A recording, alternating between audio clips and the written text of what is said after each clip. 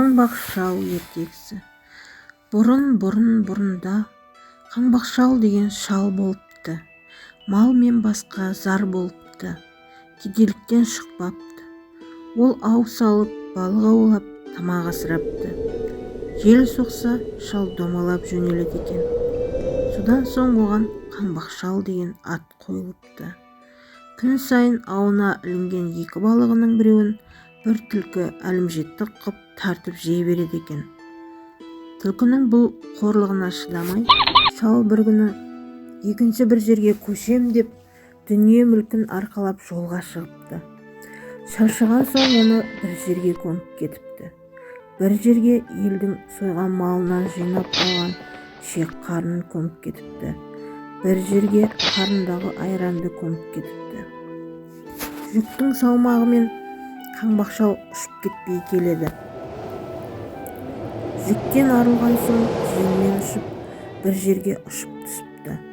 Қараса бір дәу екі тауды бір-біріне шақпақ қылып ұрып тұр екен. Дәу: "Қайда бара жатқан шалсың? Кел, екеуміз күш сынасайық" деп қазандай бір қара тасты көтеріп аспанға лақтырып жібереді де қайта қағып алып: "Ал, шал, сен де осылай қақпақыл етші" дейді. Шал сасып қайтерін білмей тасты құшақтап аспанға бір, тасқа бір қарап күнімен тұрады. Сонда дәу: "Ей, не қып тұрсың? Лақтыр" дейді. Шал тұрып: "Аспанға лақтырсам, аспан жерге айналып түседі-ау деп, жерге қақпай түсірсем, жер ортасынан ойылып түсеме деп қауіп қылып тұрмын" дейді. Сонда дәу келіп шалдың қолынан ұстай алады да: "Ақсақал, лақтырмай-ақ қой, текке қырыламыз" деп жалынып қойғызады. Дәудің ақылы таяздығын біліп, шал ерленіп дәуге: "Кел, жердің шек қарнын шығарайық" дейді. Дәу жүгіріп келіп жерді теуіп қалады. Жер тізеден ойылады. Ештеңе шықпайды. Шал өзі бұрын көміп қойған, қанжыны арылмаған шек қарын жатқан жерді жүгіріп барып теуіп қалса, шек қарын шығады. Дәу қорқады. Сосын шал: "Кел енді, жердің миын шығарайық" дейді. Дәу бар пәрменімен келіп жерді теуіп жер тағы да тізеден ойылады.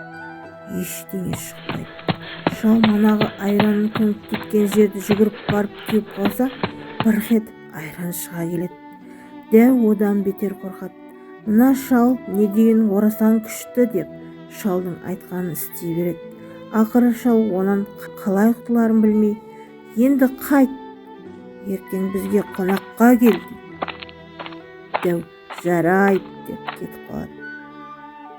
Шал үйіне келіп кемпіріне: "Ертең дәу қонаққа келеді" дегенде: "Ойбай, немізді береміз" деп сасады кемпір. Шал тұрып: "Ертең дәу келеді, мен есіктің алдында отырармын. Сонда сен оның көзінше не істеймін шал деп маған қара, мен не десем соны істемекші болып пышақты алып тұрам тұл" деп кемпіріне үйретіп қояды. Ертеңіне үш дәу келіп досының үйінде отырады. Сол кезде кемпір тұрып: "Шал, нені асамын қонаққа? Түгі жоқ" депті. Сонда шал тұрып: "Басқы дәудің басын ас, ортаңғы дәудің төсін ас, ол жетпесе досым дәудің өзін ас" дегенде кемпір пышағын алып тұрам тұлады. Үш дәу тым-тырақай қаша жөнеледі. Досы лашық үйін басымен көтеріп әкетеді. Шал айқайлап: "Ей, досым, лашығымды тастап кет, қайда барсаң да құтылмайсың" дейді. Дәу лашықты тастай сала қашып бара жатса, аяғы әлімжеттік балығын тартып жей беретін түлкі жолығады. "Жақсы, қайдан қашып келесің?" дейді түлкі. "Бір пәле шалдың қырсығынан құтыла алмай қашып келеміз" дейді. Түлкі: "Сол қаңбақ шалдан қорқып жүрсіңдер ме? Менімен жүріңдер, мен сендердің өштеріңді алып берейін" деп дәуді ертіп шалды іздеп қайта келе жатса, шал лашықтың жанында тұр екен. Түлкінің еріп келе жатқанын көріп шал айғай салады.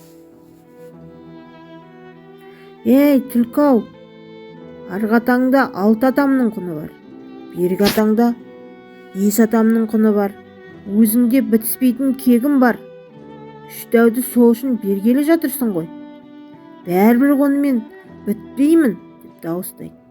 Сонда дәу қорқып, ол бізді сол аталарының құнына беруге алдап алып келе жатыр екен ғой деп ойлап, түлкіні құйрығынан алып жерге бір өлтіріп, алды-артына қарамастан қаша жөнеледі.